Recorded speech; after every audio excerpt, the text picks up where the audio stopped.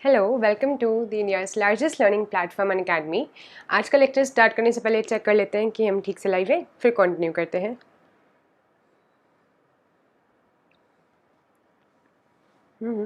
Video जी हाजिर हो।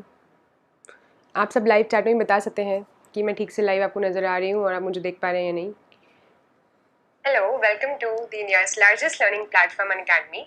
आज का लेक्चर तो मुझे लग रहा है कि आप सब मुझे सुन पा रहे हैं और देख पा रहे हैं, तो लेक्चर को कंटिन्यू करते हैं।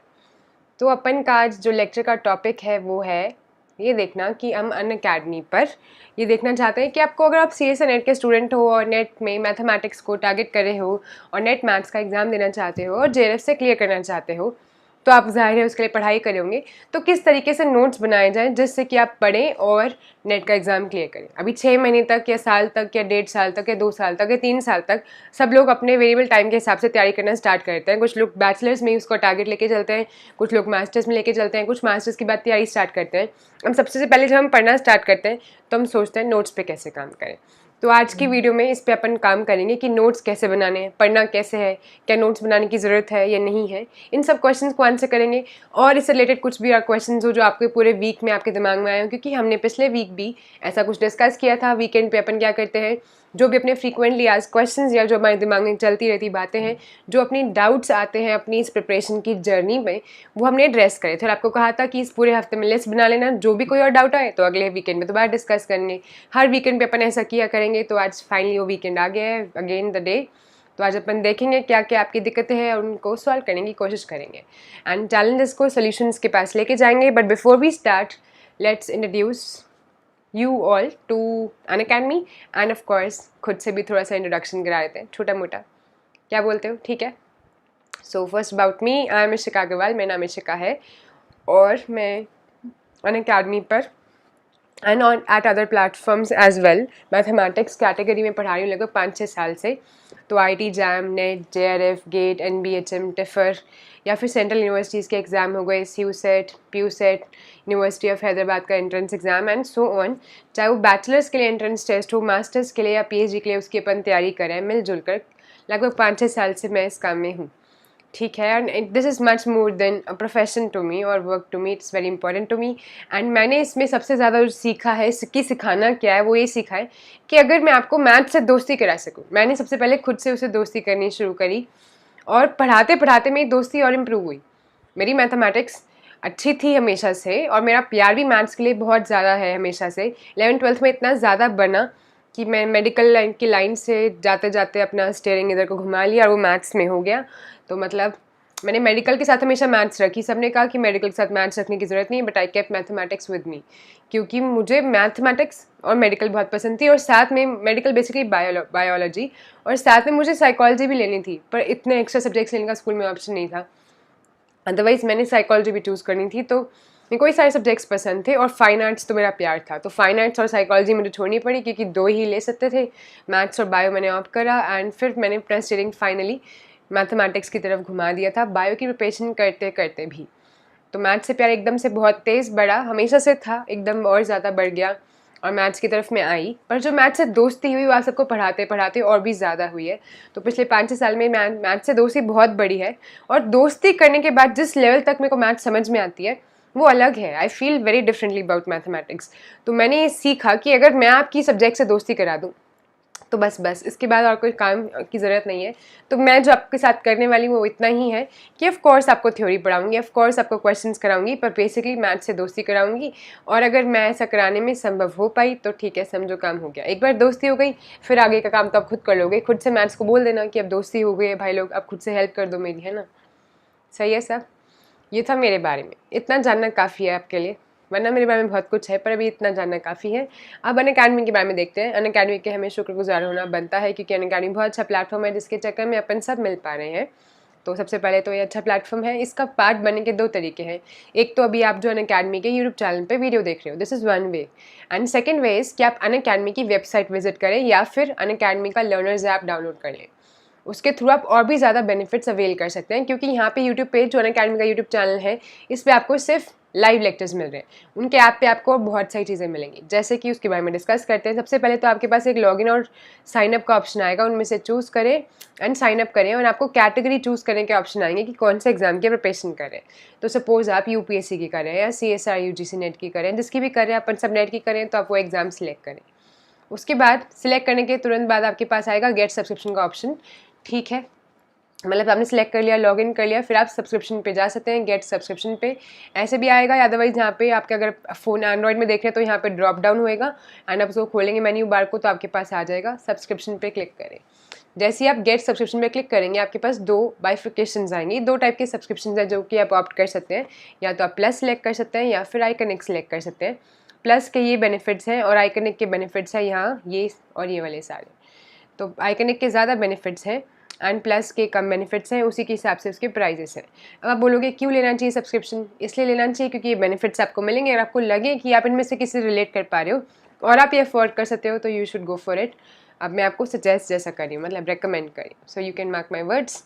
अभी क्या है, किसी को अगर सब्सक्रिप्शन लेने का तो बेनिफिट जानने का, तो मैं आपको बताती हूँ कि क्या क्या बेनिफिट्स मिलेंगे। सबसे पहले जो आपको बेनिफिट मिलेगा प्लस और आइकनिक दोनों सब्सक्रिप्शंस में, वो है कि आपको इंडिया के टॉप एजुकेटर्स के साथ पढ़ने को मिलेगा। ठीक है, एकदम बढ़िया बढ़िया एजुकेटर्स है ना, मेरे जैसे और मेरे से भी बेहतर और मेरे से मतलब और बहुत बहुत बेहतर, सब अपने आप में एकदम कंपेयर तो कर ही नहीं सकते, एक से बढ़कर एक, सब अच्छे अच्छे एजुकेटर्स। और बाकी बेनिफिट्स मैं आपको बता देती हूँ। PDF कार्ड्स खेलने का मन कर रहा है, PDF खेलो मत। तो इसमें आपको जो फ्लो चार्ट की तरह काइंड ऑफ है, आपको सारे यहाँ पे लिखे हुए हैं। पहला बेनिफिट तो मिलेगा, लाइव क्लासेस मिलेंगी। अभी हम प्लस के बेनिफिट्स की बात करते हैं। Plus is a kind of subscription जो अवेलेबल है। तो प्लस जो इनर वाइट सर्कल में 4 चीज़ें लिखी हैं वो प्लस में मिलेंगी आपको। एक तो टॉप एजुकेटर्स, दूसरा लाइव क्लासेस मिलेंगी, फिर तीसरी बार आपको क्विजेस और टेस्ट मिलेंगे जो कि आप दे सकते हैं, जिससे कि आपकी प्रिपरेशन का आपको पता लगेगा कि कितनी सही चल रही है कितनी नहीं चल रही है। तीसरा, आपको सब चीज़ों का अनलिमिटेड एक्सेस मिलेगा। और बाय चांस आप नहीं देख पाते हैं कोई लाइव लेक्चर, लाइव जब हो रहा है, तो आप उस लेक्चर को बाद में रीप्ले कर सकते हैं, क्योंकि रिकॉर्ड हो जाता है एंड बाद में भी it's available to be replayed. And दूसरा, आपको हर चीज़ का वेल स्ट्रक्चर्ड कोर्स मिलेगा, चाहे वो मैथमेटिक्स में हो या किसी और में हो। एंड मैथमेटिक्स में भी फर्दर सब्जेक्ट्स जैसे लीनियर अलजेब्रा, रियल एनालिसिस, हर चीज़ को इस तरीके से अपन लोग बैठ के डिफाइन करते हैं और कोर्स डिज़ाइन करते हैं कि वो आपके फ़ायदे का रहे और वो प्रीवियस ईयर क्वेश्चंस पे बेस्ड हो, ताकि अपन उस टॉपिक को ज़्यादा टारगेट करें जो एग्जामिनर के दिमाग में ज़्यादा चलता है कि नहीं। अभी पेपर सेट करने वाला जैसा पेपर सेट करेगा, वैसे ही अपन क्या करेंगे, वैसे अपन कोर्स के उसी स्ट्रक्चर पे बेस कर देते हैं, उसी पे ज़्यादा ध्यान देते हैं। ठीक है, तो सब बहुत अच्छा है इसमें। यह है प्लस के बेनिफिट्स। इसके अलावा जो बेनिफिट्स हैं, आइकनिक में कुछ और बेनिफिट्स एडिशनल मिलते हैं। प्लस वाले तो मिलेंगे ही, आइकनिक में एक्स्ट्रा क्या है, एक तो उसमें पर्सनल गाइडेंस मिलेगी, जो सबसे अच्छा लगता है मेरे को। 1-to-1 गाइडेंस, आपको एक एक्स्ट्रा कोच मिलेंगे, पर्सनल टॉप एग्जाम एक्सपर्ट, जो कि आपको हेल्प करेंगे through out your preparation journey. ठीक है, जब तक आपने सब्सक्रिप्शन ले रखा है। और 6th, आपको एक स्टडी प्लानर मिलेगा जो कि आप बाई वीकली रिवाइज कर सकते हो, और रिव्यू होगा। आप कस्टमाइज स्टडी प्लान जो आपको आपके स्केड्यूल के हिसाब से पढ़ने में हेल्प करेगा, अपना स्केड्यूल अपने उसमें टाइम निकालने में हेल्प करेगा। सारा स्टडी मटेरियल प्रोवाइड होगा। अक्सर आपको ये दिक्कत रहती है कि मटेरियल बहुत है, कौन सा पढ़े, कहाँ से स्टार्ट करें, है ना, ये क्वेश्चन रहता है ना। इस क्वेश्चन को हमने पिछली बार एड्रेस भी किया था। तो स्टडी मटेरियल का काम यहाँ से हो जाएगा। और अगला है कि वर्कशॉप्स वगैरह, अभी जैसे ना मोटिवेशन की ज़रूरत पड़ती है, अभी अपन वीकेंड पे मोटिवेशन टाइप का भी ये वीडियो रख रहे हैं ना, तो इनकी ज़रूरत पड़ती है। तो टॉप एग्जाम एक्सपर्ट्स जिन्होंने पेपर क्लियर करा है, कि उन्होंने अच्छी कंडीशन में, किसी ने एडवर्स कंडीशन में, तो उन लोगों को अपन कहते हैं कि आइए और अपना एक्सपीरियंस शेयर कीजिए। तो आपके लिए वर्कशॉप वगैरह ऑर्गेनाइज करवाई जाती हैं, जो कि अच्छा होता है। ठीक है, और test analysis the best part, last but not the least, best part is test analysis. जो भी आप टेस्ट देते हैं, अभी टेस्ट बेस्ट तरीका कैसे होता है चेक करने का खुद को, उससे हमें पता लगता है कि प्रिपरेशन सही चल रही है नहीं, एंड उसी से असली प्रिपरेशन भी होती है, क्योंकि पता लगता है एग्जामिनर क्या चाहता है हमसे। और टेस्ट एनालिसिस बेस्ट पार्ट होता है, क्योंकि वो हमें आपको एनालिसिस करके बताएंगे कि आपने टेस्ट में कितने क्वेश्चन सही करे, कितने नहीं करे, जिसके बेसिस पे आप अपनी प्रिपरेशन जज कर सकते हो। ठीक है, तो अब इन बेनिफिट्स के ऊपर बेस करके आप डिसाइड कर सकते हो कि आपको प्लस सब्सक्रिप्शन लेना है या फिर आइकनिक लेना है। अभी सपोज आपने आइकनिक सेलेक्ट करा, तो इस तरीके से पेज आपके सामने खुलेगा, जो कैटेगरी है उसका सब्सक्रिप्शन यहाँ पे लिखा होगा। आप प्लस आइकनिक में से एक सिलेक्ट करो, सपोज आपने आइकनिक सेलेक्ट कर लिया। उसके बाद आपके सामने प्राइजेस डिस्प्ले होंगे, 2 साल, 1 साल के प्राइस, 6 महीने का, 3 महीने का, उस हिसाब से आप चूज़ कर सकते हैं ड्यूरेशन के हिसाब से। उस पर आप सिलेक्ट करें। सपोज आपने 1 साल वाला सिलेक्ट करा, उसके बाद यहाँ पे आपको ऐसा डिब्बा जैसा बना दिखाएगा गिफ्ट बॉक्स। इसमें आप डाल सकते हैं कोड जिसको कहते हैं रेफरल कोड। ये कोड क्या काम करता है, इस कोड को डालने से आपको डिस्काउंट मिलता है 10% या इससे ज़्यादा का डिस्काउंट। 10% तो मिनिमम मिलेगा ही अगर आप ये कोड यूज़ करोगे। ये कोड मेरे नाम से बन रहा है, आपको दिख रहा होगा, इशिका 10। तो इस कोड को अगर आप यूज़ करेंगे तो आपको 10% का डिस्काउंट मिलेगा। जैसे ही आप इस कोड को यहाँ पे डालेंगे, यहाँ पे अप्लाई का ऑप्शन आएगा, अप्लाई पे क्लिक करें and you will get 10% discount. और ये जो है कोड आप सिर्फ मेरे कोर्स नहीं, किसी भी कोर्स को परचेज़ करने के लिए यूज़ कर सकते हो। यानी कि अगर आपको कोई भी रैंडम कोड परचेज़ करना है तो आप इसको यूज़ कर सकते हो, आपको 10% का डिस्काउंट मिल जाएगा। जैसे आप अप्लाई पे क्लिक करेंगे, देखो इस तरीके से सारे प्राइजेस जो है रिड्यूस हो जाएंगे एंड फिर आप फाइनली अपना सब्सक्रिप्शन प्रोसीड टू पे करके सिलेक्ट कर सकते हैं। आपके पास ये पेमेंट ऑप्शंस आ जाएंगे जिनमें से आप कोई पेमेंट ऑप्शन सिलेक्ट कर सकते हैं। Either you can pay in parts, by card, net banking, जैसे भी आप पे करना चाहें आप पे कर सकते हैं वैसे करके। And then you can click on continue और पेमेंट कंप्लीट कर सकते हैं। ठीक है, इसके अलावा व्हाट यू विल गेट, जैसे ही आप पेमेंट गेटवे से सक्सेसफुली पेमेंट कंप्लीट कर देंगे, आपको daily live classes, live test, quizzes और सब चीज़ों का अनलिमिटेड एक्सेस मिल जाएगा from the comfort of any of your devices. सभी डिवाइस पे अनअकैडमी सपोर्ट करता है, तो ये अच्छी बात है। इसके साथ साथ एक और अच्छी बात है, मतलब सोने पे सुहागा काइंड ऑफ, कि मेगा ऑफर है। वो क्या है कि अगर आप 12 महीने का सब्सक्रिप्शन लेते हो 8 सितंबर से 15 सितंबर के बीच में, तो ये 1 हफ्ते तक ऑफर चल रहा है, तो आप अगर इस डेट ड्यूरेशन में लेते हो तो आपको 12 मंथ्स के साथ 2 मंथ्स का एक्स्ट्रा सब्सक्रिप्शन फ्री मिलेगा। So you can go for this. And price hike alert क्या कहता है कि अभी प्राइस हाइक करने का इनका इरादा है, तो इनके साथ का सब्सक्रिप्शन लेने का इरादा है तो उसको लगे हाथ अभी ले लें before the price is increased. और आपको मालूम ही है रेफरल कोड है अपने पास, तो कोड आप इस साथ में इस्तेमाल करेंगे तो मिनिमम 10% का डिस्काउंट तो मिलेगा ही। तो इशिका 10 कोड का भी इस्तेमाल कर लें टू वेल डिस्काउंट। और बाय चांस ये वीडियो कोई फिजिकल साइंस का बच्चा अगर देख रहा है तो एक और अनाउंसमेंट उनके लिए है कि फिजिकल साइंस, अपन तो मैथमेटिकल साइंस की तैयारी मैं करवा रही हूँ, पर किसी को फिजिकल साइंस की करनी हो तो फिजिकल साइंस का बैच भी है, वो स्टार्ट हो चुका है 8 सितंबर से। ओम सर एंड अंजलि मैम करा रहे हैं, you can be A part of this. सही है सब। अभी अपन क्या कर रहे हैं, आपको मैं अपना स्केड्यूल बता रही थी, जो अपना स्केड्यूल रहता है हर हफ्ते का, बेसिकली रोज़ का। अपन अभी 3 पैरेलल कोर्स चल रहे हैं अपने। कौन कौन से? 3 पैरेलल कोर्स चल रहे हैं। एक तो एब्स्ट्रैक्ट अलजेब्रा का जो अनअकैडमी के लर्नर्स ऐप पे चल रहा है ना, स्पेशल क्लासेस में। अनअकैडमी के लर्नर्स ऐप पे चल रहा है। ये आपको ऐप डाउनलोड करना है, उस पर देखने का या वेबसाइट विजिट करके देखने का है, अगर आप अपने लैपटॉप वगैरह से देख रहे हैं। इस पर चल रहा है एब्स्ट्रैक्ट अलजेब्रा का, ये है फर्स्ट कोर्स। इसमें लगभग 20-25 वीडियो हो गई हैं और बहुत अच्छे से हम ये कर रहे हैं, बहुत सारे इस पर क्वेश्चंस बना रहे हैं एंड ये बेस्ट तरीके से कोर्स करा रहे हैं। मैं पहले भी करा चुकी हूँ, ये अपन दूसरी या तीसरी बार रिपीट कर रहे हैं कोर्स, पर इस बार बहुत ही डिफरेंट तरीके से और बहुत सारे क्वेश्चंस करने के अप्रोच से अपन ये कोर्स कर रहे हैं। तो इसको अच्छे से देखिए, इसका फ़ायदा उठाएँ। इसकी टाइमिंग्स रहते हैं 8 to 9 PM। इनकेस आप इस टाइम पे ना देख पाएँ लाइव तो बाद में रिकॉर्डेड ज़रूर देख लें। और डेज रहते हैं वेडनेसडे, सैटरडे, संडे। इसके अलावा कोई और एडिशनल डे भी हो सकता है, 3 days अ वीक पक्का, अदरवाइज और भी दिन हो सकते हैं। लीनियर अलजेब्रा अपना सेकंड कोर्स है जो कि वीकेंड बैच में चल रहा है, यानी कि Saturday Sunday 2 days a week.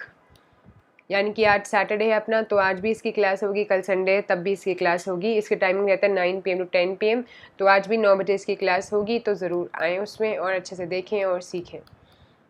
ठीक है, इसके अलावा ये है लीनियर अलजेब्रा थर्ड कोर्स चल रहा है अपना कॉम्प्लेक्स एनालिसिस का, जो यूट्यूब के लीनियर अलजेब्रा भी यूट्यूब चैनल पे चल रहा है अभी, जिस पे आप वीडियो देख रहे हैं उसी पर। और कॉम्प्लेक्स एनालिसिस भी अनअकैडमी के CSR UGC नेट के यूट्यूब चैनल पर ही चल रहा है, जो भी आप वीडियो देख रहे हैं उसी पर। ठीक है ना। तो इसका जो कोर्स है वो भी चल रहा है मंडे टू फ्राइडे, यानी कि ये चल रहा है 5 days अ वीक। इस पर सबसे ज़्यादा ध्यान फिलहाल हम दे रहे हैं Monday, Tuesday, Wednesday, Thursday, Friday. और टाइमिंग है 9 to 10 PM, सेम टाइमिंग जो कि लीनियर अलजेब्रा की टाइमिंग है। एंड ये चल रहा है मंडे टू फ्राइडे, यानी कि मंडे से इसकी क्लास कंटिन्यू करेंगे। इसमें 5-6 लेक्चर्स हुए हैं, अभी स्टार्ट हुआ है। इसका भी पार्ट बने और अच्छे से इसका फ़ायदा उठाएं। और इम्पॉर्टेंट बुक्स जो अपने कोर्स पर रेफर करें, उसकी इंपॉर्टेंट बुक्स हैं लीनियर अलजेब्रा की रिस्पेक्टिवली ये और ये कॉम्प्लेक्स एनालिसिस की, इनका ध्यान रखें। अब आज के टॉपिक में चलते हैं। पढ़ाई की बातें पढ़ाई वाली वीडियो में करेंगे। आज का अपना टॉपिक है देखना कि नोट्स कैसे बनाए जाए। जो लोग ज्वाइन कर चुके हैं उन सभी को एक बार दोबारा से हार्दिक नमन, वेलकम एंड तो करें फिर स्टार्ट। कौन कौन लोग आए हैं? सूरज, अमित, MS सक्सेस वेक्टर, आपका क्या नाम था? MS सक्सेस वेक्टर, मिलन या आर्य, है ना? नाम बता दिया करो, ऐसे डिफरेंट नाम वाले ज्वाइन करते ही। और बाकी सब कैसे हैं? कैसे क्या हाल चाल है आप तीनों के और बाकी लोग के, जो लोग लाइव हैं अभी और लाइव चैट में नहीं पार्टिसिपेट कर रहे हैं? देखो, अपनी वीडियो का एक ही रूल है, लाइव चैट में पार्टिसिपेट करना है और बहुत ज़्यादा बात करनी है वीडियो में और बताना है ना क्या चल रहा है, क्योंकि अगर आप पार्टिसिपेट करोगे तभी मेरे को पता चलेगा कि आप अब क्या चल रहा है। आपके क्वेश्चंस का आंसर करने के लिए वीडियो बनाई जा रही है ना? हम पढ़ते हैं, उसमें भी अगर आप बात करोगे तो आप सीखोगे। अभी आज की जो वीडियो है तो स्पेशली आपके लिए, it is about telling you कि क्या चल रहा है, आप बताओ क्या क्या दिक्कतें आ रही है प्रिपरेशन में, कैसे उस पर काम करना है और फिर हम काम करेंगे इकट्ठे। तो आपको होमवर्क दिया था कि एक हफ्ते तक सोच के आना क्या क्या दिक्कतें हैं, सोच के आए हो, लिस्ट है तुम्हारे पास अपनी दिक्कतों की तो ले आओ। गौरव कह रहे हैं good evening, very good evening Gaurav. प्रेजिया, आपको भी गुड इवनिंग।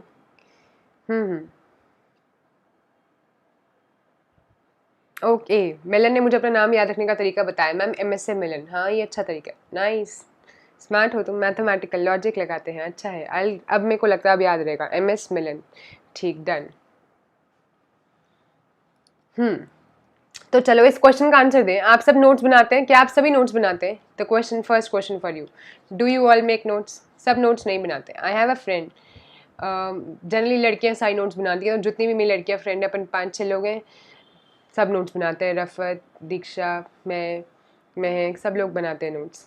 बट हमारा एक और भी दोस्त है जो कि वैसे तो लड़की जैसे ही काम करते हैं, पर उनका नाम दीपक है, वो दोस्त नोट्स नहीं बनाते हैं। तो बहुत सारे लोग नहीं नोट्स बनाते हैं। So do you all make notes is the first question. क्या हम नोट्स बनाते हैं सब? और क्या नोट्स सबको बनाने चाहिए? Do you all make notes, पहला क्वेश्चन। अमित ने कहा बनाते हैं मैम, बाकी लोग बताओ जनता, क्या सब नोट्स बनाते हैं? गौरव भी बनाते हैं नोट्स, मिलन आप बनाते हैं, प्रेजिया आप बनाते हैं, और कौन कौन है यहाँ पे? सूरज, आप बनाते हैं नोट्स? मिलन कह रहे हैं मिलन को बनाने नहीं आते, यानी कि मिलन फिलहाल आप नहीं बनाते हैं। बनाने आते वाले वाले क्वेश्चन पे चलते हैं। आप बनाते हैं क्या? कुछ लिखते हो मेरी वीडियो को देखकर, या किसी भी क्लास में, कॉलेज में, या कहीं से भी आप देख के कुछ सीखते हो, कुछ लिखते हो या नहीं? So do you all make notes और एनीथिंग? क्लास की चीज़ों को लिखते हैं, प्रेजिया लिखती है, गौरव, अमित लिखते हैं, ओके फाइन, मतलब मैक्सिमम लोग लिखते हैं, सब नहीं लिखते हैं, कुछ लोग छोड़ देते हैं, है ना? सब नहीं लिखते हैं, ठीक है। So do you all makes note में मैक्सिमम, ऐसा हम कह सकते हैं 90% पीपल येस, ऐसे ऑन एन एवरेज मान लेते हैं ना, ऑन 10% पीपल नहीं बनाते हैं। सूरज ही बनाते हैं नोट्स, ठीक है। Next question, how do you make notes? What do you note when you make notes?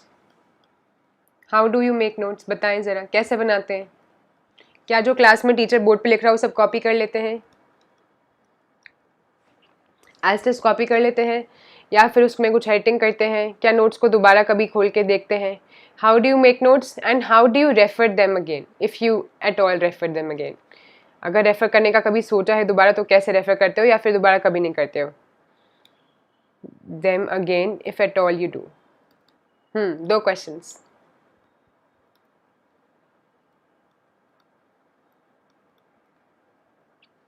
क्या दोबारा नोट्स देखेंगे ही बनाने के बाद?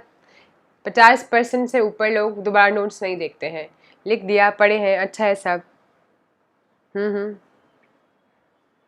अमित कह रहे हैं वो टीचर्स के जो नोट होते हैं वो एग्जैक्टली कॉपी कर लेते हैं, ओके, अच्छी बात है। बाकी लोग? मिलन भी कॉपी करते हैं एज इट इज़, ओके। बाकी और? प्रेजिया, आप क्या करते हैं? 8 लोग ऑनलाइन हैं, 2-3 ही जवाब दे रहे हैं, सभी लोग बताएं अच्छे से। यार ये तुम्हारे लिए वीडियो है, ये सिर्फ बातचीत की वीडियो, इसमें पढ़ना नहीं है, इसमें तो खुल के जवाब दो, जो है सच बताओ, अच्छे से बात करो यार। गौरव कह रहे हैं अपनी तरह से बनाते हैं, जो मुझे समझ आए। जो समझ आए वो लिखते हो या फिर कैसे? मतलब समझ आए का मतलब इस बात को थोड़ा एक्सप्लेन करें। प्रीजा का कहना है मैम इंपॉर्टेंट पॉइंट्स ही नोट करते हैं एंड देन जो बुक में से रेफर करते हैं। इंपॉर्टेंट पॉइंट्स नोट करते हो और बाकी आप बुक में से देखते हो, ठीक है। और सबके अलग अलग तरीके हैं, सभी लोग बताओ कैसे बनाते हो, ठीक है। एंड देन अगले क्वेश्चन का भी आंसर करो, क्या आप सब उसको दोबारा कभी देखते हैं? हाउ, अगर क्या आप देखते हैं, अगर देखते हैं तो कैसे दोबारा रेफर करते हैं? पूरे के पूरे दोबारा रीड करते हैं, या फिर क्या कहते हैं ऐसी पेज पलट के देख के पूरा रीड नहीं किया, या फिर क्या करते हैं, या थोड़ा थोड़ा कोई देख लिया बीच बीच में से, या पूरा एक एक लाइन पढ़ते हैं और सारे क्वेश्चन दोबारा सॉल्व करते हैं? तो दोबारा कैसे रेफर करते हैं नोट्स को करते हैं? तो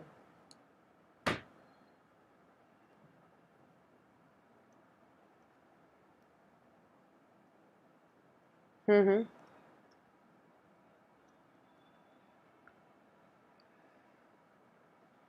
ठीक है।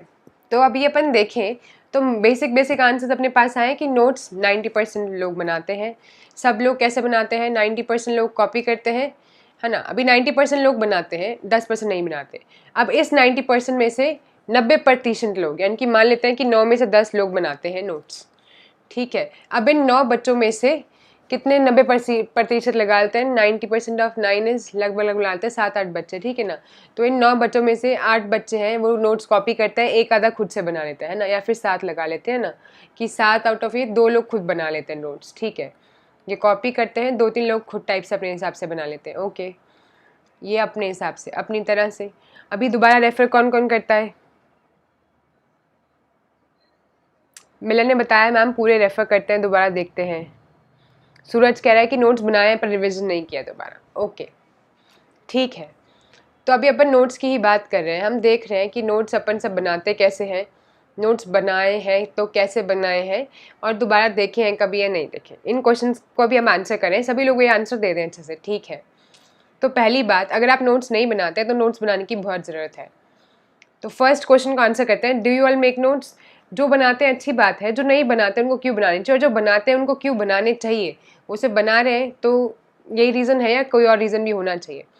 तो एक तो नोट्स बनाने इंपॉर्टेंट है, it's important to make notes. Why? कोई बताना चाहेगा? क्योंकि बहुत सारे रीज़न है इसके, पर जो एक इम्पॉर्टेंट रीज़न है वो ये है कि जब हम लिखते हैं, आपको पता है, आप एक बात बताओ, जिस चीज़ को आप ज़्यादा पार्ट्स बॉडी का इस्तेमाल करके करो उस चीज़ में ज़्यादा एनर्जी यूज़ होगी जिसको एक पार्ट इस्तेमाल करके करो। सपोज आप डांस कर रहे हो, आप किसी पार्टी में गए हो, आप उस पार्टी में जब इन्वॉल्व होते हो, आप डांस कर रहे हो स्टेज पर, आप एक बात बताओ, क्या किसी के दिमाग में चल रहा होगा डांस करते वक्त, किसी के भी, सपोज यहाँ पे कोई हाउस वाइफ गई हैं, तो क्या वो सोच रही होंगी कि मैं भी डांस कर रही हूँ, तो घर की गैस पे सब्जी रखी हुई है काइंड ऑफ, अभी सारा काम निपटा लूँ क्योंकि हम पार्टी में आते हैं, और पार्टी में हम कुछ और सेकंड थॉट नहीं दे रहे होते हैं, डांस कर रहे हैं, पार्टी दिमाग में चल रही है, दैट इज़ इट। या फिर अगर कोई बच्चा गया तो क्या सोच रहा होगा कि कल मेरे को असाइनमेंट सबमिट करना है डांस करते हुए, मतलब रोड पे चलते हुए शायद उसको ये बात याद हो, पर डांस करते हुए पक्का याद नहीं होगी, उसमें हमारी पूरी बॉडी इन्वॉल्व होती है, पर डांस कर रहे हैं, खुल मस्ती में है, कुछ और याद नहीं है। तो अपन जिस काम में अपने मैक्सिमम सेंसेस को इन्वॉल्व करते हैं उस काम में इतना इन्वॉल्व हो जाता है कि और कुछ याद नहीं रहता है, ठीक है। और फिर वो काम हम बहुत अच्छे तरीके से करते हैं। अभी सभी लोग हैं ना, जब भी डीजे पे खड़े होकर डांस करते हैं, नाचना आता हो या ना आता हो, खुल के नाच कर आते हैं ना, और बहुत अच्छा लगता है उसके बाद, और बहुत थक जाते हैं और फिर बहुत अच्छी नींद आती है, पर अपना बेस्ट देकर आते हैं, है ना। अभी क्या है ना, अगर अपन पढ़ना चाहते हैं और अपना बेस्ट उसमें से इनपुट निकालना चाहते हैं तो अपने को उसमें अपने मैक्सिमम सेंसेस इन्वॉल्व करने होंगे, ठीक है। तो वाई द आंसर इज क्योंकि we want to involve maximum senses, involvement of maximum senses, जितने अपने पास है 5 सेंस ऑर्गन्स होते हैं, अपन क्या करें, जितने सेंसेस इन्वॉल्व कर सकते हैं उतना अपन पढ़ाई में अटैच करना चाहते हैं। तो आंखों को तो हम सब करते हैं, आंखों के थ्रू ही मैक्सिमम काम हम करते हैं, तो आंखों से देखते हैं, किताबों को देखते हैं, उनको पढ़ने की कोशिश करते हैं, ठीक है, ये सबसे इम्पोर्टेंट बात है। अब इसके अलावा अगर हम सुनते हैं तो कानों को भी इन्वॉल्व करें। अब जब हम लिखते हैं तो साथ में पैरेलल सेंसेस हम और इन्वॉल्व करें, पहले देखा देखा उसी को सुना, और फिर जब लिख लिया तो आपने टच के सेंस को भी उसमें इन्वॉल्व करा, और लिखते लिखते आपके मेमोरी सेल्स में वो शेप, वो डिज़ाइन, वो लाइन प्रिंट हो जाती है। अगर आपके साथ किसी का ऐसा हो तो उनको बताओ कि एग्जाम के टाइम पे कभी कभी आपको पेज नंबर और आपने उस नोट्स में कैसे डिज़ाइन बना के सर्कल बना के लिखा था वो लाइन भी याद आ रही होती है, मतलब क्वेश्चन सॉल्व कर रहे हैं उस टाइम पे कैसे पूरा नोट्स का पेज चल रहा है कि मैंने ऐसे लिखा था, ये लाइन ये रेड कलर से लिखा था, ये भी याद रहता है। तो अपना दिमाग सब रिकॉर्ड कर लेता है। तो अगर आप नोट्स बना रहे हो, आपको लगता है कि आपको आता है, फिर भी आप लिख रहे हो ना, आपको लगता है कि याद रह जाएगा, आप देखना लिखने से उससे डबल फायदा होगा। आप मैक्सिमम सेंसेस जिस चीज़ में लगाओगे वो चीज़ आप दिल से करोगे और वो चीज़ आप कभी नहीं भूलोगे, ठीक है, तो नोट्स बनाना इसलिए ज़रूरी है क्योंकि हम आंखें और कान तो पढ़ाने में लगा रहे हैं ना, अभी अपन अपन हाथों का भी इस्तेमाल करना चाहते हैं और दिमाग में मेमोरी में स्टोर हो ये चाहते हैं। अगर आप लिखोगे तो मेमोरी में स्टोर होने के ज़्यादा चांसेस इंक्रीज हो जाते हैं। ठीक है, अब सूरज कह रहे हैं मैम सबके नहीं बनाते हम, टाइम ज़्यादा जाता है, तो सब चीज़ों के नोट्स वो नहीं बनाते हैं। तो आप कोशिश करें कि जब भी आप पढ़ते हैं तो मेक नोट्स। अभी नोट्स बनाने ज़रूरी है, पहला पॉइंट ये है। तो पहला क्वेश्चन है कि if you don't make notes तो उसका आंसर आप येस में कन्वर्ट कर लें। ठीक है, और ये बात सच में होती है और ये मेरा सजेशन है। ठीक है, आप सबके पर्सनली डिफरेंट व्यूज़ हो सकते हैं, पर मैंने जो अपनी ज़िंदगी में सीखा और जितना मैंने आसपास जिनको पढ़ाया उनसे सीखा और जितना भी फीडबैक है ना, अपने एक्सपीरियंस से बता रही हूँ। यू में फील डिफरेंटली, सबको हक है कि अपने हिसाब से सोचें और अपने रूल्स खुद बनाएं और फॉलो करें। पर अगर मेरे से पूछ रहे हो कि मैम करना चाहिए नहीं, तो मेरा ये सजेशन है कि नोट्स बनाने चाहिए। अभी नोट्स बनाने चाहिए तो कैसे बनाने चाहिए, यही तो मेन क्वेश्चन है जो आज की वीडियो का क्वेश्चन है कि कैसे नोट्स बनाए जाए। अभी कैसे बनाए जाए, इसी से आपको जो मैंने दूसरा क्वेश्चन पूछा था उसका आंसर भी मिलेगा कि आप सब नोट्स बनाते कैसे हैं, क्या आप दोबारा रेफर करते हैं। अब नोट्स ऐसे बनाए जाए, notes should be make in such a way कि आप दोबारा उनको रेफर कर पाए।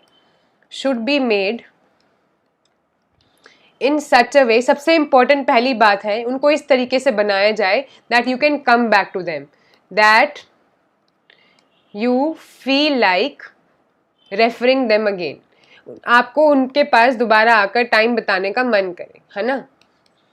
अभी रेफरिंग देम अगेन का क्या मतलब है, सपोज आपने क्लास की सारी बातें एज इट इज टीचर्स की भाषा में कॉपी कर ली। हम सब ज़्यादातर यही करते हैं, 90% लोग यही करते हैं। हम क्या करते हैं, कॉपी कर लेते हैं। अब what to not to do, है ना। अब ऐसा करते हुए क्या नहीं करना, नोट्स बनाते हुए आप सब क्या करते हैं, पहला काम एज इट इज कॉपी कर लेते हैं टीचर्स के नोट्स। अभी जब तक आपको पढ़ा रहे हैं और आपने टीचर की बात एज इट इज नोटिस करी तो अच्छी बात है, आपने कॉपी करी, आपको याद रहेगा। इनफैक्ट टीचर की बात को कभी कभी एज इट इज नोट करने का फायदा भी होता है कि टीचर ने अगर एक मैप बना के समझाया, सपोज मैंने आपको एक ऐसे ना डायग्राम बना के समझाया, तो उस डायग्राम से आपको बात ज्यादा याद रहेगी।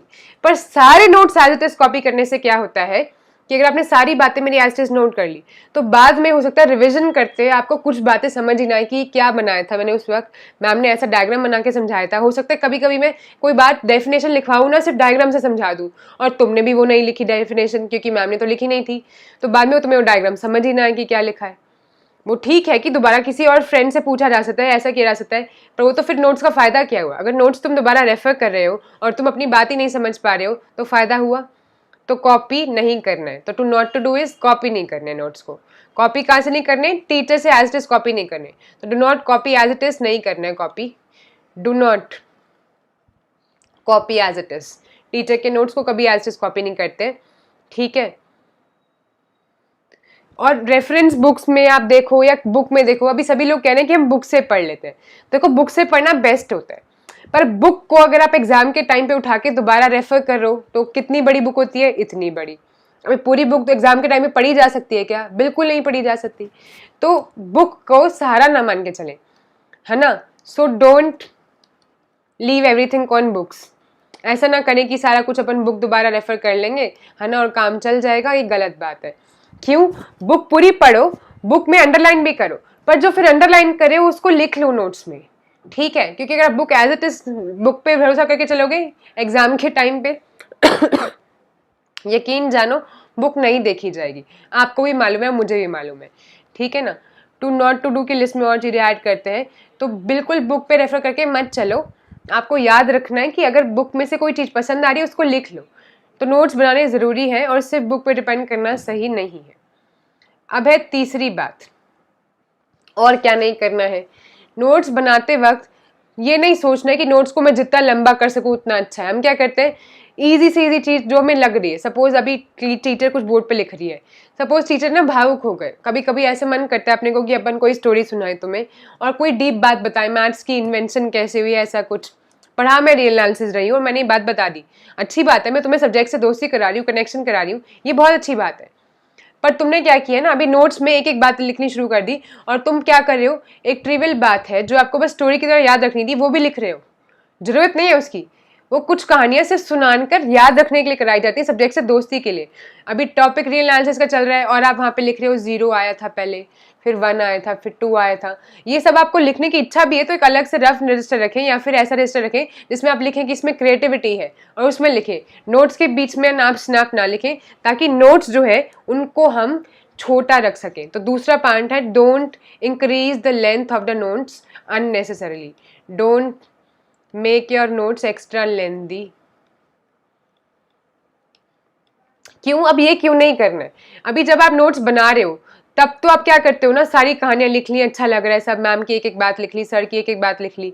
पर जब बाद में नोट्स आप देखोगे नोट्स तो खुद एक बुक जितने मोटे हो गए, फिर दोबारा पढ़ने का मन करता है? बताओ किस किस के साथ ऐसा हुआ है कि नोट्स इतने सारे हो जाते हैं कि जब पूरा सब्जेक्ट खत्म होता है 10-15 दिन या एक महीने में, अगर टीचर ने सब्जेक्ट खत्म कराया तो लास्ट दिन में तुम देखोगे कि तुम पहले दिन से सोच रहे थे आज पक्का घर जाके रिवाइज करूंगा, नहीं किया। दूसरा दिन सोचा था आज पक्का घर जाके आज तो पक्का रिवाइज करूंगा ही, नहीं किया, या फिर सिर्फ 2-3 पेज करे। करते करते 1 महीना चला गया और अब तुमने रिवाइज नहीं किया। अब तुम सोचो अब पक्का पूरा सब्जेक्ट इकट्ठे बैठ के पढ़ लेते हैं, और नोट्स के रजिस्टर इतना मोटा हो गया, या फिर 2 रजिस्टर हो गए। अब तो तुम्हें लगेगा हे भगवान, इनको तो कहाँ ही रेफर किया जा सकता है, ये तो किताब ही खुद नई सी किताब बन गई है। तो नोट्स ऐसे होने चाहिए जो लेंदी ना हो और आप उसको दोबारा रेफर करने का मन करे। तो नेक्स्ट पॉइंट आता है करना कैसे है, टू डू। अब करना क्या है फाइनली? मैम ये बताओ कि नोट्स बनाने कैसे हैं, हाउ टू मेक नोट्स। ये समझ में आ गया कि नोट्स बनाने ज़रूरी है, ये समझ में आ गया कि क्या नहीं करना है। तो करना क्या है? करना ये है, सबसे पहली बात, make only those points note, उनसे उन्हीं पॉइंट्स को नोट करो, note only those points in your register या फिर इन your notebook that you think आपको नहीं आते। इसका मतलब क्या है? इसका मतलब है अगर क्लास में बताया जा रहा है, ग्रुप थ्योरी स्टार्ट हुई है और सेट थ्योरी का कुछ पार्ट रिपीट किया जा रहा है ना, तो फिर आप, अगर आप सेट थ्योरी ऑलरेडी एनालिसिस में पढ़ चुके हो और लीनियर अलजेब्रा में पढ़ चुके हो और आप उसको लिख चुके हो एक बार, आपके दिमाग में छप चुकी है, तो you don't have to repeat it in your notebook again. So write only those points in your notes that are non-trivial to your brain। इसका मतलब समझते हो ना? मैथ्स के बच्चे अब नॉन ट्रिवियल का मतलब तो समझते हो। नॉन ट्रिवियल मतलब, ट्रिवियल मतलब जो तो ऑब्वियस है, आपके दिमाग में छप हुई है, वो बातों को बार बार मत लिखो, सिर्फ जो नहीं छपी हो उनको लिखो, ठीक है? अब इसका मतलब ये भी नहीं है कि तुम इंपॉर्टेंट डेफिनेशन छोड़ते जाओ या ऐसा कुछ, बस जो आपको लगे ना बहुत ट्रिवियल है। आपको अगर कोई बताए नेचुरल नंबर का सेट है, अभी क्या अपना फर्ज बनता है टीचर का कि वो ग्रुप थ्योरी करे या रियल एनालिसिस करे या रिंग करे, तो सारे सेट एक बार आपको बता दे कि भाई नेचुरल नंबर स्टार्ट होते हैं 1 2 3 से करके करके, होल नंबर स्टार्ट होते हैं 0 से करके करके ऐसे, फिर इंटीजर बताए, फिर आप कोई बात, ये तो आपको हर सब्जेक्ट की स्टार्टिंग में एक बार बताया ही जाएगा कि ये ऐसा होता है, ये ऐसा होता है, ये रैशनल होता है, रियल, हर मैंने भी बताया होगा आपको हर सब्जेक्ट की स्टार्टिंग में, है ना? अब ये बातें आपको मालूम है, नेचुरल इंटीजर्स में कंटेन, इंटीजर रैशनल में कंटेन, रैशनल रियल में कंटेन, कॉम्प्लेक्स में कंटेन, और ये सारी मैं इनकी गाथा सुना रही हूँ। तो यार ये एक पेज लिखने की जरूरत नहीं है आपको। ऐसे टाइम पे क्या करना है, ध्यान से सुनते जाओ, आपको मालूम है ये आपको बहुत अच्छे से याद है, ट्रिवियल बातें, ये आपसे कोई सपने में नींद में उठा के पूछेगा आप तो भी सही बताओगे, गलत नहीं बोलोगे, है ना? बोलोगे कि गलत नेचुरल नंबर्स क्या होते हैं, इस बात की डेफिनेशन नहीं बोलोगे। तो नॉन ट्रिवियल फैक्ट्स को अपने रजिस्टर में रखें। दूसरी बात, राइट और make notes in your language, ठीक है? क्या मतलब है? अभी टीचर जब लिखवा रहा होता है, टीचर अपनी भाषा में बोलता है, आपको उसे अपने ट्रांसलेशन में लिखना है। अब आप बोलोगे मैम बोल रहे हैं उतने में अपन ट्रांसलेट करके लिख भी लें, क्या कमाल बात करे हो आप? अरे बहुत मुश्किल बात नहीं है, मैं ऐसा करती हूँ ना रोज। टीचर बोलता है, अभी टीचर बोलता है 4 लाइनों में अगर उसको, और उसका मतलब सिर्फ इतना सा, 1 लाइन जितना, तो मैं एक ही लाइन लिख देती हूँ। अभी अपने सर ने सपोज है ना सिमेट्रिक मैट्रिसेस डिफाइन कर रहे हैं, तो सर ने कैसे डिफाइन करना स्टार्ट करा, वो बोल रहे हैं कि सिमेट्रिक मैट्रिसेस क्या होते हैं, तो ही स्टार्टेड एज, या मैम को एग्जांपल दें, तो उन्होंने कैसे स्टार्ट करा, पहले ही तो सिमेट्रिक मैट्रिसेस की हेडिंग डाली बड़ी सी, ठीक है? फिर उन्होंने लिखा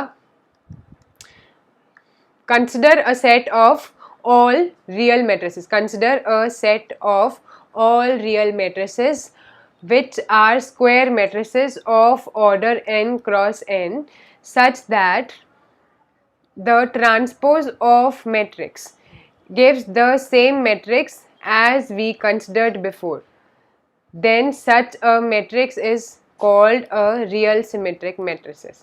कितने में आ गई? 5 लाइनों में लिख दिया सब कुछ, है ना? 5 लाइनें लगी पूरी, लिखा नहीं मैंने यहाँ पे, समझ लो 5 लाइनें का मैंने आपको डिक्टेट किया। इस पूरी बात को कैसे लिखा जा सकता था? सिंपल बात, अब देखो इस पूरी बात को कैसे लिख सकते हैं। मैथ्स के इतने बच्चे हो, नोटेशन आती है, तो कैसे लिख सकते हैं? अपन लिख सकते थे A बिलोंगिंग टू M(n)/R। इसका क्या मतलब है, इस बात में सारी बात आ गई कि A स्क्वायर मैट्रिक्स है, n क्रॉस n ऑर्डर का है और उसकी एंट्रीज रियल नंबर से आ रही है। अब आगे क्या कहना है, is said to be symmetric. इसमें ये बात आ गई कि इसको सिमेट्रिक कब कहते हैं, है ना। तो A को अपन सिमेट्रिक कब कहते हैं, when A is equal to A transpose, जब उसकी रो और कॉलम को इंटरचेंज करके यानी कि उसको ट्रांसपोज लें तो उसके बराबर आ जाए, एंड ऑफ स्टोरी। अभी ये सब मैंने लिख तो ये भी इसको भी ऐसे बड़ा करके दिया, एक लाइन में लिख दिया। तो 5 लाइनों का काम एक लाइन में अगर आप कर सकते हो तो ऐसे नोट्स बनाने हैं। बात समझ में आई, दिस इज एन एग्जाम्पल। तो ये पैराग्राफ जो सर ने बोला है, अभी सर या टीचर या मैं आपको पढ़ा रही हूँ, मैं कोई बात पैराग्राफ या स्टेटमेंट में बोल रही हूँ बोलते वक्त, तो आपको जरूरी नहीं है उसको वैसे लिखना है, आप इसको मैथमेटिकल भाषा में नोट करो। ऐसे सारी बात तो सेम है ना, कुछ गलत तो नहीं हुई, कुछ पार्ट छूटा भी नहीं। नोट्स का मतलब ये नहीं है कि आपको काट देना है, सारी बातें इंपॉर्टेंट होती हैं। अभी आप सिर्फ इतना पार्ट लिख लो कि A equal to A transpose मतलब सिमेट्रिक, और ये बात ना लिखो तो गड़बड़ है। ये लिखना भी तो जरूरी है कि वो सिमेट्रिक जो आप ले रहे हो वो कैसा स्क्वायर मैट्रिक्स होना चाहिए, n क्रॉस n। ये भी बता रहे हो कि आप एंट्रीज कहाँ से ले रहे हो, रियल की बात कर रहे हो आप यहाँ पे या कॉम्प्लेक्स की कर रहे हो, तो लिखना सब जरूरी है जो टीचर बोल रहे हैं, पर आपको उसको इस तरीके से लिखना है। एग्जाम्पल समझ में आया। तो आपको भाषा वो नहीं रखनी है, तो make notes in your language, अपने हिसाब से उसको क्रिस्प कर लो, छोटा करके लिखो। क्यों, इसलिए ताकि बाद में आपको ऐसा ना लगे कि आपने एक नया रजिस्टर बना दिया, बहुत लेंदी काम हो गया और वो सारा काम आपको दोबारा रेफर करने का मन ही ना करे। और नोट्स का काम क्या था, पहला काम तो था कि आपके ज्यादा सेंसेस इन्वॉल्व करवाए, दूसरी बात जब एग्जाम का टाइम आए आप उनको दोबारा रेफर कर पाओ जल्दी से। नोट्स क्या करते हैं, आपको पूरी किताब ना देखनी पड़े, बस आप क्या करो, अगर पूरी किताब 100,000 पेजेस की है तो आपको उसकी जगह सिर्फ 100 पेजेस पढ़ के आपका काम चल जाए। तो आपके नोट्स आपकी किताब से छोटे होने चाहिए ना, 1000 पेजेस वाली किताब के लिए 100 पेजेस के नोट्स काफी होने चाहिए, है ना। तो नोट्स को अपनी लैंग्वेज में बनाओ इस तरीके से छोटा करके कि आपको उनको दोबारा रेफर करने की इच्छा हो, है ना। ऐसा ना हो कि नोट्स को दोबारा देख के आपका मन करे कि यार चलो क्या ही मैंने नई गाथा लिख दी, इससे बेटर तो है ना रहने ही देता हूँ पढ़ने का, या फिर आप नोट्स के 10 पेजेस पढ़ के आपको आगे देखने का मन ही ना करे। तो नोट्स को क्या करना है, अपनी लैंग्वेज में रखना है। तो पहला पॉइंट, नोट्स करते हुए टीचर जब नोट करा रही हो तो वो पॉइंट्स लिखो जो बिल्कुल नॉन ट्रिवियल आपके ब्रेन में, ट्रिवियल वालों को छोड़ दो और नोट्स को अपनी लैंग्वेज में बनाओ। कभी टीचर की लैंग्वेज एज चीज कॉपी ना करो। एक्सेप्शन होता है, कुछ चार्ट या एल्गोरिथम जो टीचर समझा रही है कभी कभी वो बेस्ट तरीका होता है उसको याद रखने का, वो तो ऐसे उतारना पड़ता है। इसमें बात नहीं है कि कुछ भी एज नहीं उतारना है, पर ज्यादातर बातें जो नॉन ऐसी जनरली टीचर कोई डेफिनेशन बोलता है उनको अपनी भाषा में लिखा जा सकता है। ठीक है, यहाँ तक समझ में आया। तीसरी बात है, नोट्स बनाते हुए अलग अलग पेन्स का इस्तेमाल करें, उससे क्या होता है, ईजी रहता है। जैसे एक रूल बना लें कि क्वेश्चन आप हमेशा रेड पेन से लिखेंगे, उससे क्या होगा, आपको लगेगा ये ज्यादा पेन क्यों इन्वॉल्व करने, अपन एलकेजी के बच्चे थोड़ी हैं, तो क्वेश्चन को हमेशा रेड पेन से लिख दें सपोज। तो जहाँ भी आपको मन कर रहा है, आपको सब्जेक्ट रिवाइज करना है, थ्योरी आप ऑलरेडी कर चुके हो, पर जितने भी आपको टीचर ने क्वेश्चन कराए थे आपको बस क्वेश्चन दोबारा देखने, तो आपको सिर्फ रेड पेन देख के क्वेश्चन देखते जाना होगा और सारा आपका काम हो जाएगा, सब कुछ दोबारा रीड नहीं करना पड़ेगा ना। तो क्या करें, इसका तीसरा पॉइंट है यूज डिफरेंट पेन्स। पर डिफरेंट पेन्स का मतलब कुछ बच्चे क्या करते हैं कि आज मन करे तो ग्रीन पेन से लिख लो, कल मन करे रेड पेन से लिख लो, अभी ऐसा मतलब नहीं है इसका। Use different pens for specific things, for specific things. जैसे कि अब ऐसा नहीं है कि बच्चों की तरह हेडिंग अलग से लिख रहे हो और पैराग्राफ अलग से, मतलब वो क्या फायदा हुआ। मतलब आप देखो कि अब ये नहीं है कि इसका मतलब ये नहीं कि आप हेडिंग अलग से लिख नहीं सकते, लिख सकते हो आपको डिसाइड करना है। तो मैं कैसा मानती हूँ ना, मेरे को लगता है बाकी सब कुछ ब्लू से रहे, सिर्फ क्वेश्चन को आप कर दो रेड से, और बाकी सब कुछ ब्लू और रेड से रहे, है ना, क्वेश्चन रेड से बाकी सब कुछ ब्लू से। पर अगर कोई सर ऐसा पॉइंट लिखवाते हैं ना जो सर कहते हैं ये क्वेश्चन तो पक्का पेपर में आएगा या ये थ्योरी का पॉइंट पक्का इंपॉर्टेंट है, तो उसको पिंक से या ग्रीन से कर दो, समझ रहे हो। तो मैंने क्या किया, 3 कलर्स बना लिए, मैंने अपने 3 का एग्जाम्पल दे दिया, आप जितने मर्जी लिख सकते हो, है ना। तो क्वेश्चन मैंने सपोज फॉर एग्जाम्पल क्वेश्चन मैंने कर दिया कि रेड से लिखूंगी हमेशा, थ्योरी हमेशा ब्लू से लिखूंगी, और जो बहुत important point kind of sir बोलते हैं ना बहुत इंपॉर्टेंट, उसको मैं ग्रीन से लिख दूंगी। तो मैंने अपने लिए बाइफर्केशन कर लिया। अब पेपर के वक्त मैं पूरा थ्योरी वाला पार्ट ब्लू नहीं देखूंगी, मैं जल्दी जल्दी में बस सिर्फ रेड पेन वाला पार्ट और ग्रीन वाला पार्ट देख लूंगी, है ना। ऐसे करके अपने हिसाब से हम बाइफर्केशन बना सकते हैं। ऐसा करने से क्या होता है, अपना काम आसान होता है। याद रखो, नोट्स का मतलब है पेपर से पहले छोटे में रेफर करके काम मेरा चल जाए, सिंपल भाषा में। नोट्स का मतलब क्या होता है, नोट्स का एग्जाम्पल दो। क्या आप में से किसी ने ऐसा किया है कि आप लोग अपना स्केड्यूल दिन का अपने एक शीट पर या फोन में कहीं पे लिख लेते हैं कि आज ये काम करना है, इनको पैसे देने हैं, इनके ये काम करना है, एक रजिस्टर खरीदना था नया, और आके एक लेक्चर देना है, ऐसे ऐसे करना है और ये काम करना है, करते हैं नोट्स। तो अपन क्या पूरी कहानी लिखते हैं, हम एक एक वर्ड लिख लेते हैं कि लॉन्ड्री कलेक्ट करनी, तो लॉन्ड्री, और हमने लिख दिया रजिस्टर, और लिख दिया पैसे देने या फिर रेंट पे करा, ऐसा कुछ है ना, कुछ भी लिख देते हैं, ऐसा करके लिख देते हैं ना ऐसे। तो अपन क्या करते हैं, पूरे दिन का काम शॉर्ट में 3 वर्ड्स में लिख लिया अपन ने या 4 वर्ड्स में लिख लिया, ताकि हम उसको चलते फिरते दोबारा देख पाए और एकदम से हमारे दिमाग में बात स्ट्राइक कर जाए। तो पूरी सेंटेंसेस गाथा तो नहीं लिखी ना, समझ रहे हो बात। वैसे ही ये नोट्स होते हैं, इन नोट्स को अपन को पेपर के पहले दोबारा देखना है। हम चाहते हैं सारी बातें देख भी पाए हम, पर शॉर्ट में भी काम हो जाए। तो आपको नोट्स ऐसे बनाने हैं, तो नोट्स आपको इस तरीके से बनाने हैं कि आप सारे रेफर भी कर पाओ, है ना, कुछ काम छूटे ना, पर इस तरीके से हो कि आपको जो काम जिस टाइम पे याद आना चाहिए वो याद आ जाए। तो डिफरेंट पेन्स यूज करने से, छोटा छोटा लिखने से, अपनी भाषा में लिखने से सबसे फायदा होगा। रिलेट कर पा रहे हो कि नहीं? अब थोड़ा समझ में आ रहा है। मिलन, आप कहते थे आपको नोट्स बनाने नहीं आते हैं, अब आपको लग रहा है आते हैं। हो जाएगा काम। निशी जी, सूरज, अमित, सबको लग रहा है कुछ कुछ बन जाएगी बात, ठीक है। और किताबों पे डिपेंड ना करें, नोट्स से पढ़े। Always use your notes before exam.